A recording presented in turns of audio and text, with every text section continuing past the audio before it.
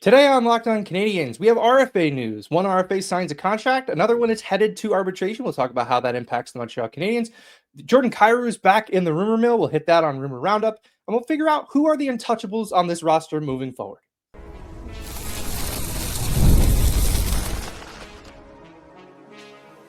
You are Locked On Canadiens, your daily podcast on the Montreal Canadiens. Part of the Locked On Podcast Network, your team every day. Hello, everyone, and welcome into episode 1346 of Locked On Canadiens. Thank you for making us your first listen of the day and for subscribing wherever you get your podcast. Doing that ensures you don't miss an episode and you support the show, which we really, really appreciate. Today's episode is brought to you by FanDuel. Right now, new FanDuel customers can get $150 in bonus bets if your first $5 bet wins. My name is Ian Boisvert, also known as that. Maybe it's Ian. You may have known my work from rabbithabs.com back in the day and the Build podcast. And I'm joined, as I always am, by Laura Saba, also known as the actor Stick. You may recognize her from her work at Habs Eyes on the Prize and Hockey Primetime, but mostly of this show. So, Laura, how are you doing today?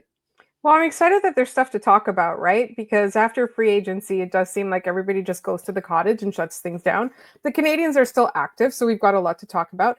And you know what? I love the rumor roundup. I know it's going to die down a little bit over the summer, but any chance we get to do our thing is super, super exciting. And it's a new week, so I'm doing well. Yeah, and I think your point about there's still going to be action. I think it was Alan Walsh who posted online this weekend that there's something around $275 million in cap space across the NHL. Teams have money, but no one left to spend it on. So yeah. I would start to imagine we're going to have some trades over the course of the summer. I think there's sort of an unwritten rule that, the week of the holiday, everybody goes home and they chill out for a little bit. And then maybe they come back in a week or so and resume some of these conversations. And that's where we'll kind of kick off our second segment on Rumor Roundup. Seems like there's still some irons in the fire for Kent Hughes and, potentially with Jordan Kyrou, a player he'd been interested in since before the draft. We'll talk about the Canadiens' untouchables moving forward as they're sort of exiting the selling stage of their rebuild. They're going to have to start sending things away to buy and add to this team. We'll figure out who's not going to be involved in any of those if we have our say. But let's start with the news of the day. We had two RFA pieces of news over the weekend. Let's start with Jakub Dobes, who signs a 2-year deal, one-way contract, so he gets paid the same in the American Hockey League as he does in the National Hockey League, $965,000 a year. Fitting that into the league, that is the 62nd highest paid goalie next season. So very much tail end of backup goalie. And hey, that's what he's getting paid to do. It's funny, the Canadiens just signed an AHL goaltender in Kaapo Kähkönen, who's going to make more than their backup in the National Hockey League, which I found to be kind of interesting. He did not elect for salary arbitration, Jakub Dobes, so this was probably close for a while, and the Canadiens felt pretty comfortable, as did Dobes. He could have elected, and he chose not to.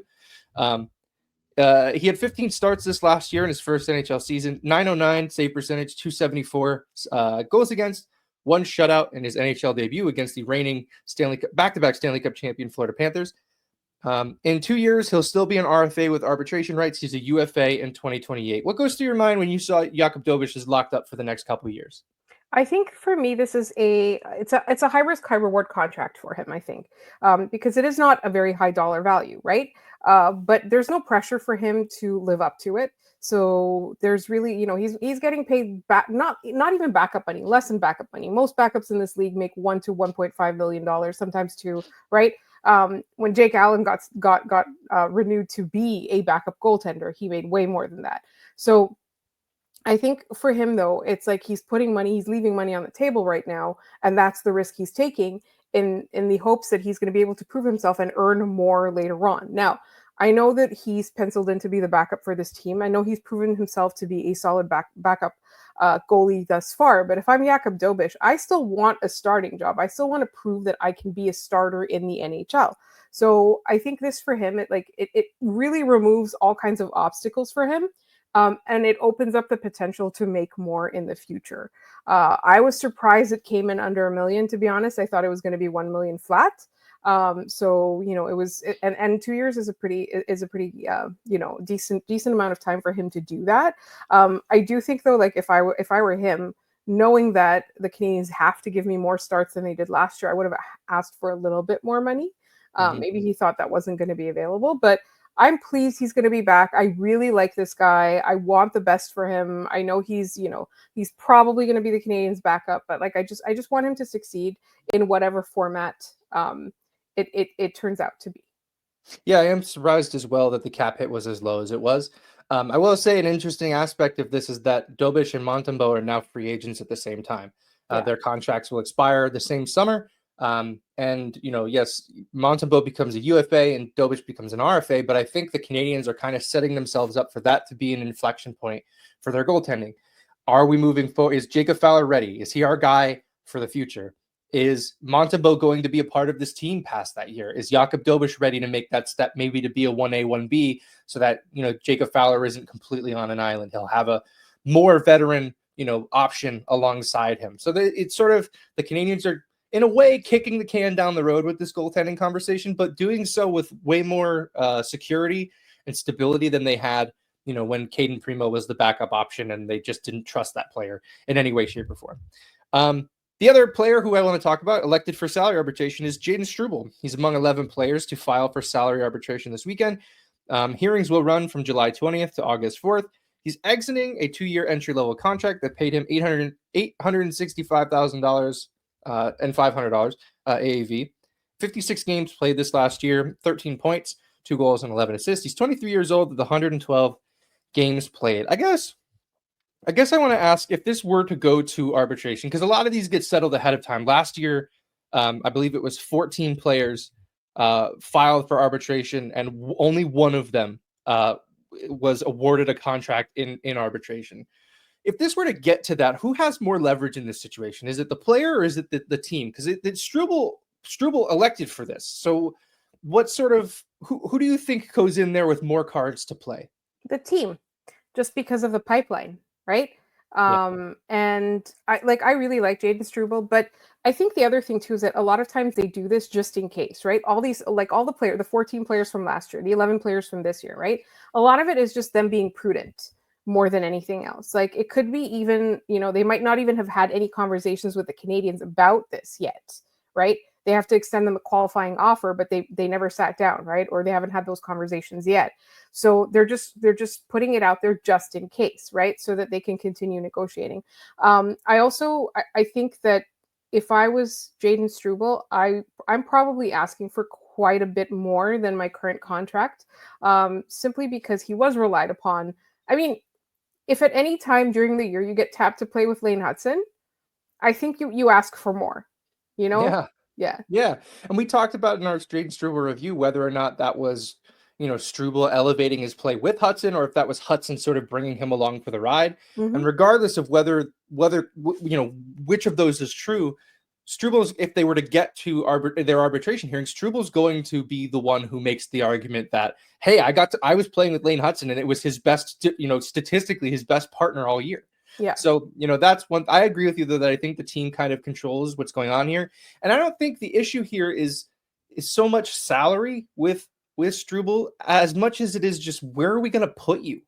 Like, there's so many defensemen back there now. I think they're kind of, him electing for salary arbitration kind of buys them some time to make another move and move a defenseman out. Maybe we'll talk about that a little bit more in our rumor roundup section in our second segment. But yeah, I kind of find it. I can't imagine they're that far apart on money. I can't imagine they're that far apart on term. I wanted to find a comp, like a contract across the league that I think would match. And I came across Henry Thrun in San Jose. 60 games played this last year, 2 goals, 10 assists, so 12 points as opposed to Struble's 13 in 56 games, 119 games played his entire career with San Jose, $1 million for 2 years. Like, that seems like a perfectly reasonable contract for Jayden Struble. It's just, I don't think that that's what's holding this up. I think both team and player are looking at this situation and going, where am I going to play? I think Struble wants to play. I think the Canadiens want someone to play. They want either Struble or they're going to play somebody else in that spot. I think it's just a numbers game. We're staring at this roster, trying to magically make a 7th roster spot for a defenseman up here who can play in games, and it's just not happening. Yeah, absolutely. I do think though the term might be something as well. Like, given that this is the way it is, right? Like if I'm Struble, maybe I want some more security. So if the Canadiens don't need me, they're gonna have to find something to do with me, or I get paid. either way, Right. right? Like if they buy me out, I get paid. Yeah, and it's funny, like he can't get an offer sheet now because he's elected for arbitration. I find that to sort of be, a sign of good faith for Struble to say, I'm not trying to go anywhere. I want you guys to resolve this. Yeah. I think that that's a good show of, hey, we really want this to work here, which is kind of funny when you think of salary arbitration, at least with the history with this team. You think of PK Subban taking Mark Bergevin to arbitration because I told you my number was 8 and you laughed at me. And then I went and won the Norris and you don't want to pay me 8. Yeah. So it doesn't seem like that's the case here. It seems more like fit for this player. All right, let's leave arbitration and RFAs there. When we come back, I'll throw on a different hat. We'll talk about rumor roundup. We'll talk about why this Jordan Kyrou rumor will not go away. And we'll get into that just in a second on Locked On Canadiens.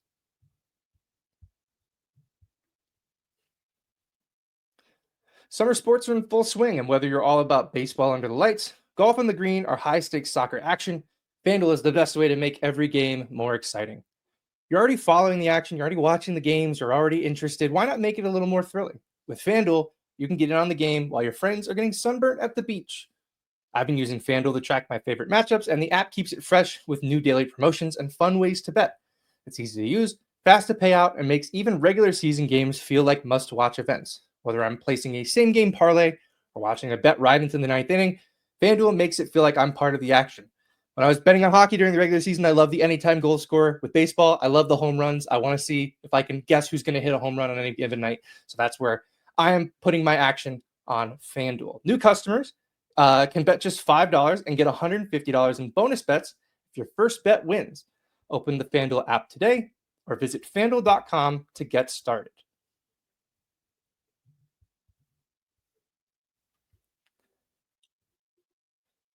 All right, we're back. I have to put on a different hat. I'm all crossed up, Laura. These things happen. It's a holiday weekend. I'm still coming down from that. So look, we have the new hat on. It's back. It's very exciting that we are past all of the things that the Canadiens have already done. There's still reasons to put this hat on. Frank Saravalli on the Kevin Kyrou show says, I think the Canadiens are still trying on Jordan Kyrou. I think there's other teams in the mix. Quick hockey card on Jordan Kyrou. Last season, 36 goals, 34 assists, 70 points. The season, or I should say, he has 3 straight seasons with 30 goals, 332 points in 416 NHL games. He's making $8.125 million until 2031, and his no trade clause just kicked back in, or just kicked in for the first time, rather. That's why there was sort of a rush to move him before July 1st. They were unable to do that. But it seems like that might not stop the Blues and Kyrou from deciding, we might be done here. What are your thoughts? Like, I think I posted this on Blue Sky, and a lot of people rightly said, should the Canadiens be trying to get a center? Yeah, I think so. But also, that's a really good point. But also, they want a play driver, right? That's probably what they're looking for.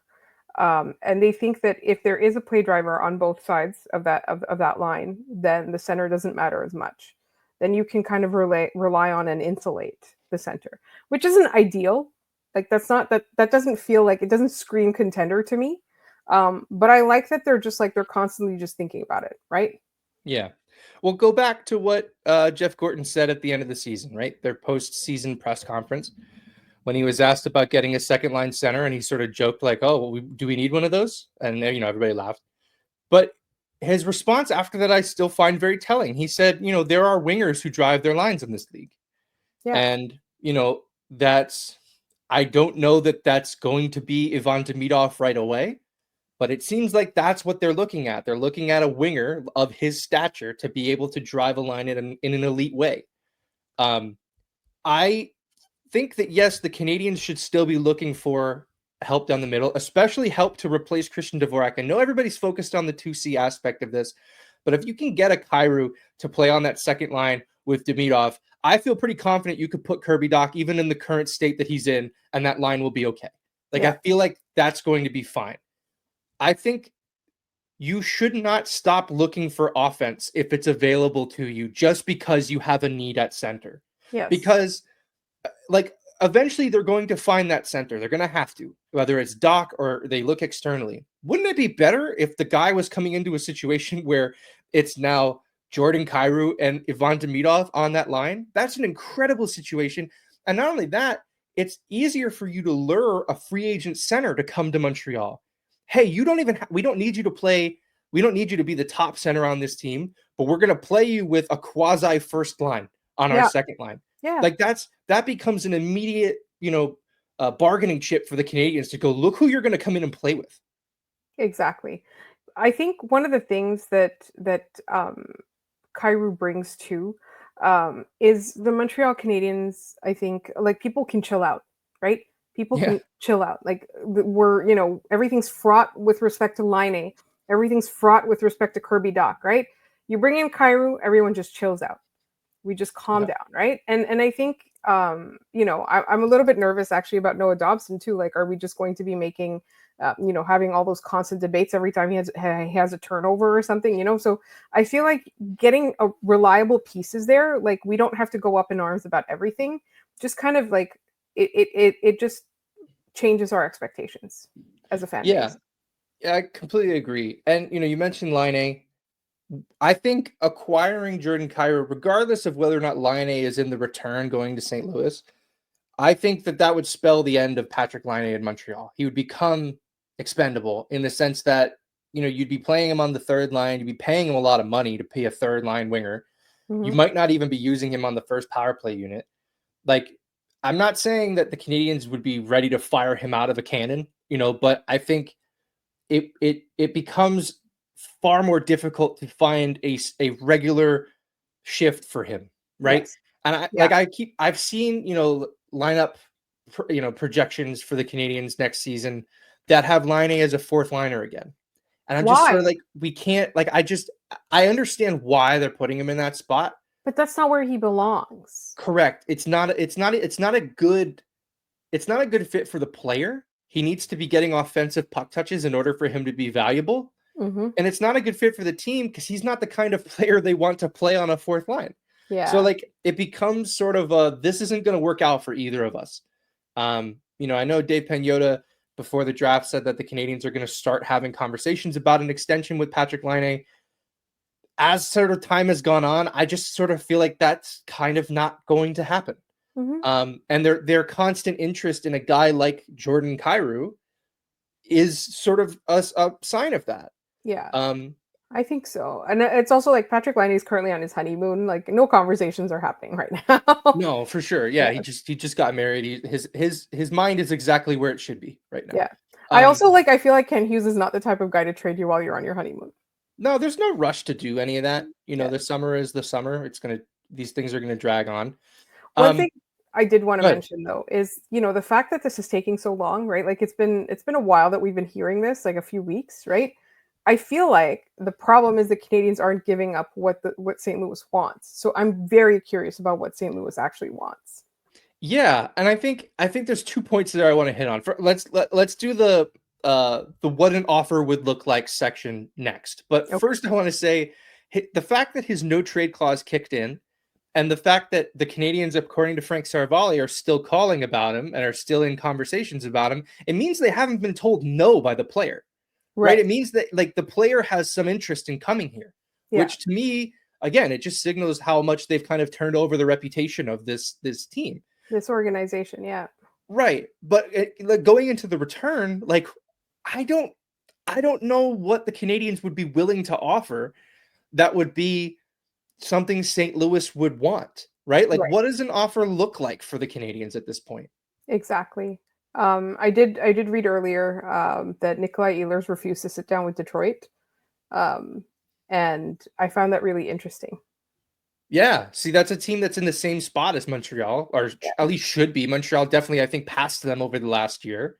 The noise is much better around here. Yeah, and I mean, you've got Steve Yzerman out here doing his best Mark Bergevin impression of "I can't make players come here." Yeah. Like we wanted to spend money, but everybody, all of it was spent before we got a chance to talk to anybody.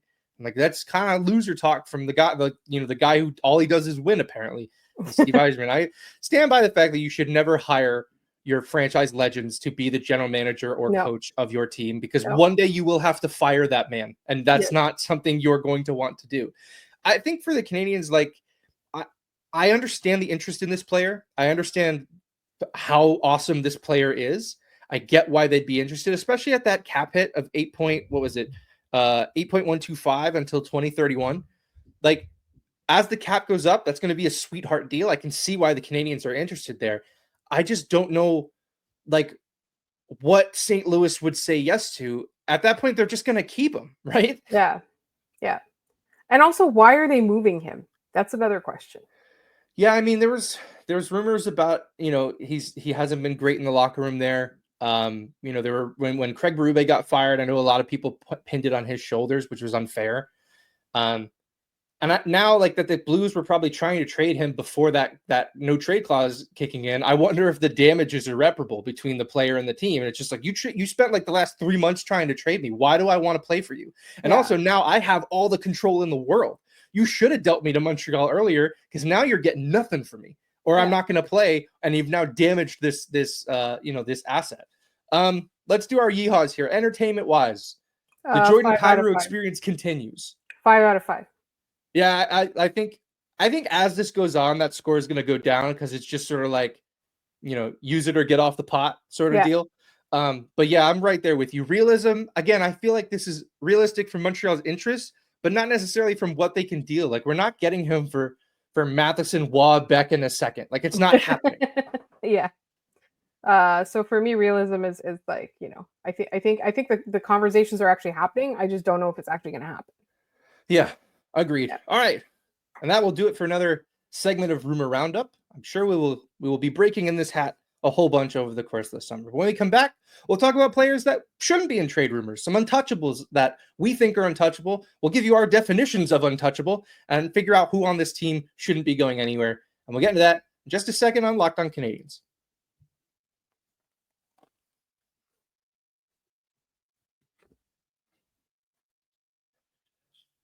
All right, new hat, old hat, different hat on. It's time. Let's do our untouchables, Laura. So let's start with our definition of untouchables. Like, I know when you argue about untouchables, everyone always goes like, "Oh, everyone so you wouldn't gets trade traded for the right price."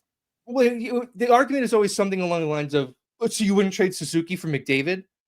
It's like, yeah, and if I had wheels, I'd be a wagon. No one's making that offer. Like, that's the sort of, I think, is just kind of stupid and arguing in bad faith on the internet, which we should all strive to not do anymore.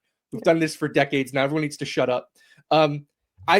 What is your definition of untouchable? Like, I think this is an interesting sort of delineation among fans. Yes.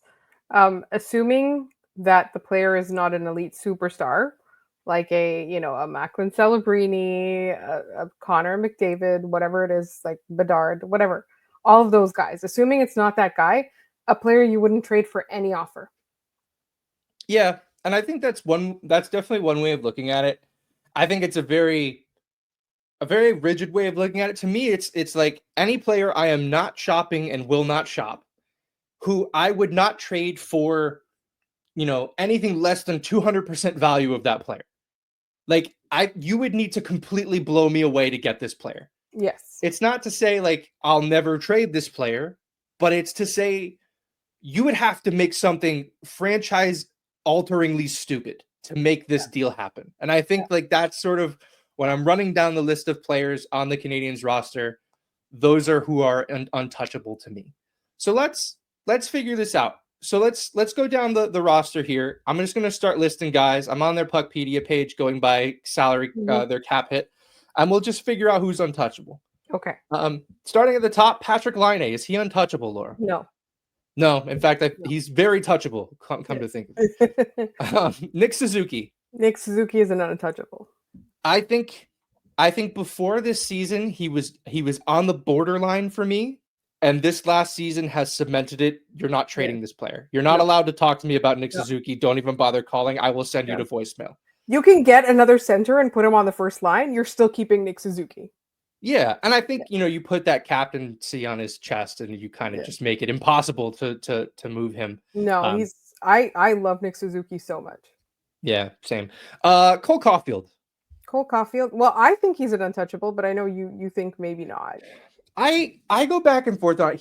He right now I think is right at the place that I think Suzuki was at the beginning of the year, where it's like practically untouchable. Where I'm like, probably not. And then I look at his cap hit of 7.850, and I'm just like, you're probably untouchable because I'm not going to get 40 goals for that price anywhere else. No, not anymore. So, yeah, I think as the cap goes up, that player becomes harder and harder to move. Just from I'm not going to get as much value back for that. Yeah. Like it's a value in, value out proposition. And I just don't think that you're able to replace what he does anywhere close. Juraj Slafkovsky, this is an easy one. No, not Correct. touchable. I agree. You've kind of, your whole rebuild was started around this player. You took a big shot at this player. You hitched your ride to this wagon. Yeah, exactly. And you can't get off. Yeah. Brendan Gallagher. Yes, he's touchable. He is. I kind of wonder how long his cap hit just keeps him in that untouchable category, just because I don't think you can move him. Yeah. I know there were some rumors around around July 1st that his name was out there, which was immediately shut down by some folks that said they're not trading Brendan Gallagher. I kind of wonder just if they're ever going to be able to. And that's not to talk about the value the player brings. It's just that cap hit's nuts. Like it's just too much for that guy. It's not just the cap hit. It's also like after this year, like the fan base would not forgive you. Correct. Yeah. And similarly, the next guy, Josh Anderson, he makes $1 million less, 5.5 million. Mm-hmm. I think he's not untouchable. Yeah, like he's that's a guy. Touchable. Yeah, if you could trade him, you would, but I just don't. I think the Canadiens kind of love the player he's turned into and hope that he can bring stability to their bottom six. They're not going to push him out the door. Like it's like if somebody really, really wants him, they'll listen. Yeah, for sure. Kirby Dach. He's touchable. I think so too. I find it funny because I don't think that right now he has any trade value whatsoever. But I still think he's the most intriguing part of this Canadiens forward group next season. I think if like at the time that if a time comes that people would be interested in Kirby Dach and start asking for him, then he would become an untouchable. Because if they're asking for him, it means he's part of this core. Like he's become part of a good team. Yeah, agreed. All right, let's do a couple of these quick here because we still have the defenseman to get to. Alex Newhook. Alex Newhook is absolutely touchable. For sure. Jake Evans. Touchable. Touchable. I would hate to see it, but yes, he could be moved in the right. The Canadiens would hate to see it, but they would do it. For sure. Ivan Demidov. Absolutely not. You stay as far away from him as possible. Kent Hughes will sit outside his house with a gun. Yeah, that's not, it's just not happening. There's not an offer out there that will get Ivan Demidov off the Canadiens. Yeah. Oliver Kapanen. He's definitely touchable. I think so too. Zach Bolduc. He's touchable. He is, but it just seems weird because we just got him. Like it's like that's not happening. Yeah. Joshua Waugh. Joshua Waugh is absolutely touchable. In fact, he could actively be shopped. Yeah, for sure. I'd kind of be shocked if he came back next year, honestly. Yeah. Sammy Blais, they just got him. Yeah. It doesn't matter. He's new Michael Pezzetta. It's fine. Yeah. All right, on the defense, Noah Dobson. Noah Dobson is untouchable. I would say so too, and he. Next year he has no trade protection, so he can be traded. After that, it's a 14-team trade list that he can be traded to. So if you want to trade him, you got to kind of do that fast. Yeah. Caden Gooley. Caden Gooley, I think he's slightly touchable. He's not untouchable. He's slightly touchable. He's right on that borderline. Yeah. It really depends on how well that top four works when it's fully constructed. He's right there. But if that top four comes in and we go, oh, this is the greatest top four in the league, none of those guys are going anywhere. Also, like the Canadiens have to worry about Kay hunting them down. Correct. Yeah, she will find them. I want to make it clear to Kay that I love Caden Gooley and I never want him off this roster. I just want correct. We would never trade him ever. Mike Matheson. Mike Matheson is extremely touchable now. He is. He's got an 8-team no trade list. He's a UFA at the end of the year. I just wonder how much of this he wants to be a part of, knowing that he's probably not even going to be on power play 2 next year. Yeah. And he's probably going to be a third pairing defenseman. I kind of wonder how much of this how much longer of this he's going to want. How tough is it to go from being the guy playing the most minutes and then now you're expendable? In the blink of an eye. Yeah. It it changed immediately. No, I don't think there's any player on this team who's seen their role change that drastically, that quickly. Yeah. Maybe Josh Anderson, but he figured it out. Yeah. Like Matheson, his role has fallen really to no issue of his own. Like it's just kind of happened to him. But here's the thing though, like there was a long time that he was being relied upon, he was overly relied upon. So like I think that, it kind of regressed and it just kind of overcorrected. But I think that the kind of player he is, he's just going to take it in stride and do his best and then maybe look for a better situation next time. Instead of wanting to, sign an extension, he'll maybe want to like test the market. Yeah, agreed. Alex Carrier. Honestly, he's extremely touchable, but I don't want them to get rid of him or trade him away because I love what he's brought to this team in a very short amount of time. Yeah, really valuable piece. He's touchable, but why would you move him? Yeah. Arbor Xhekaj is an interesting one. Arbor Xhekaj, I think right now the Montreal Canadiens love him. And they might not trade him just to prevent all the other teams from getting him. You know what I mean? Even if his role on this team isn't fully cemented, even if he's like up in and out of the lineup next year, even if they have like a little bit of issues, there's no way that they're going to let another team have Arbor Xhekaj. They're going to keep him for themselves. Correct. Yeah, I agree. Lane Hudson, you'd probably just laugh at them until they hang up. Yeah. That's never happening. Jayden Struble, probably touchable. Yeah. I can't imagine a trade where he's not super interested in Sam Montembeault in net. Are you listening to offers on him? No. Really? You're a firm no on Sam Montembeault? Because right now, this year I'm a firm no on Sam Montembeault because are there better goalies out there that are going to become available to the Canadiens? No. Like if you get rid of him now, you derail either you bring up Jacob Fowler and you derail his entire development, or you have to go find a goalie. Yeah, it's true. Yeah, there's not really a lot of moves with Sam Montembeault that make sense. And I guess similarly for Jakub Dobes and, Kaapo Kähkönen. Yeah, but Jakub Dobes can be a piece in a trade. I think he's much more tradable. He's much more touchable. I just think just the nature of the way this team is right now, Samuel Montembeault is required this year. Yeah, I kind of wonder if with Sam Montembeault, we're looking at a situation that we had, 2008? When they traded Cristobal Ue mid-season to give Carey Price the net. I'm wondering if we're headed in that direction by the end of next season. Not this upcoming season, but 26, 27. Yeah. If we're looking at it like, okay, it's his net now. We need to get Montembeault out of here. Yeah. I'm kind of wondering if that comes to pass. But as far as prospects, yeah, for sure. As far as prospects, for me, it's kind of Fowler, probably Fowler, and definitely David Reinbacher. Those guys aren't moving. Same. Awesome. Well, I cannot wait to completely eat all of those words when they trade all of these guys and somehow make the team better, because that just seems to be Kent Hughes' whole thing, is doing things that we keep telling him he shouldn't be able to do. All right, let's do our trivia. So I do have a bit of a correction on our last trivia question about Sens and Habs that scored 50 points on each team.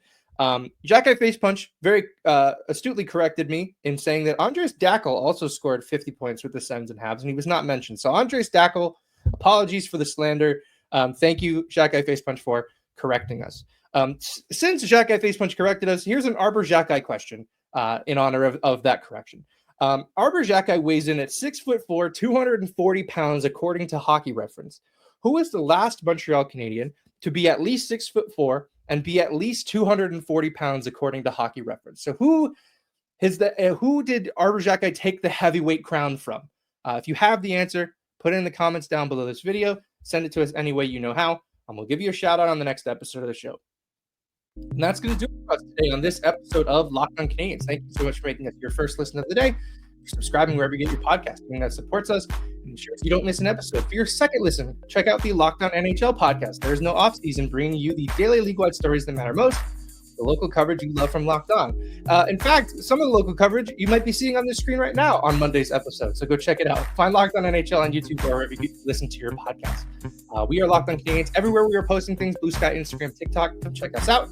You can follow me at Maybe It's Ian. You can follow Laura at The Active Stick. Thanks so much for tuning in. We'll see you guys tomorrow.